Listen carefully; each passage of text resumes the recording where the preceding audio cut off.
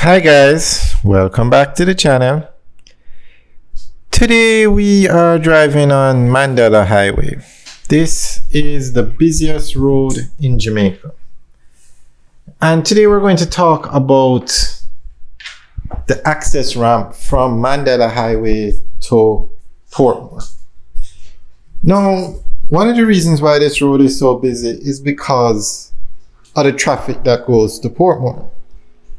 So the government wants to make it easier for people to get to Portmore. So they're going to build an access ramp from Mandela straight into Portmore, going to George Lee Boulevard. So this project is to start very soon. And the ramp will be a 4-lane ramp, 1.7 kilometers long, taking you from Mandela all the way over to Aki Village, where it will then access George Lee Boulevard.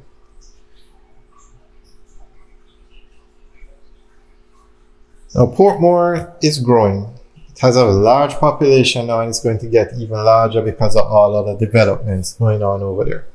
There are two main ways to get there. This road, Mandela, which is free, and you can also use the toll road, the highway, where you have to pay.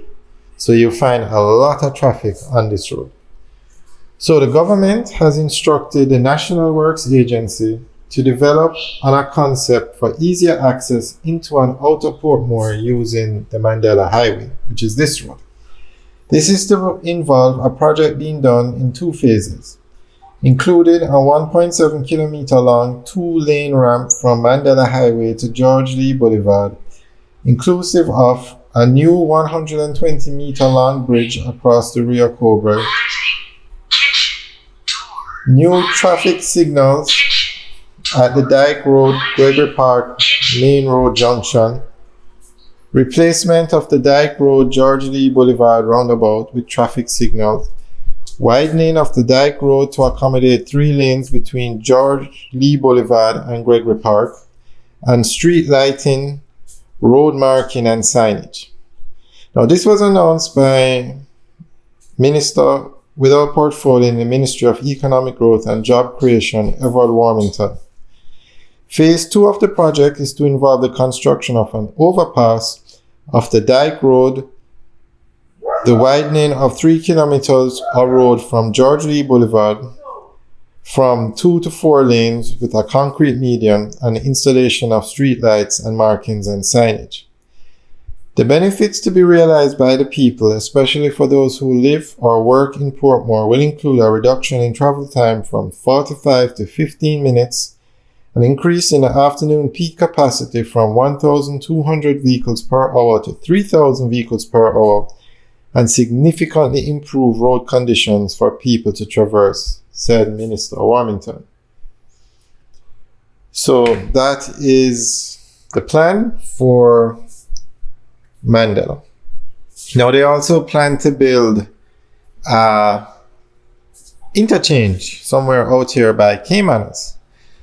And they also plan to develop this part of Mandela that we're on now to, you notice the section where the video started had a concrete the concrete Jersey barrier. And that section was renovated. This section also needs to be renovated. And I'm not sure if they're going to widen the road to 6 lanes like the other section, because once you pass the turnoff for Portmore, you don't have as much traffic. So if they expand it to 6 lanes, great. But if 4 lanes can work here, because as we said earlier, the majority of the traffic goes into Portmore. And with that overhead bridge directly into Portmore, it will definitely help. So you'll have 2 ways of accessing Portmore from Mandela. Right here, you can turn left at this traffic light, the regular way that you have access to now.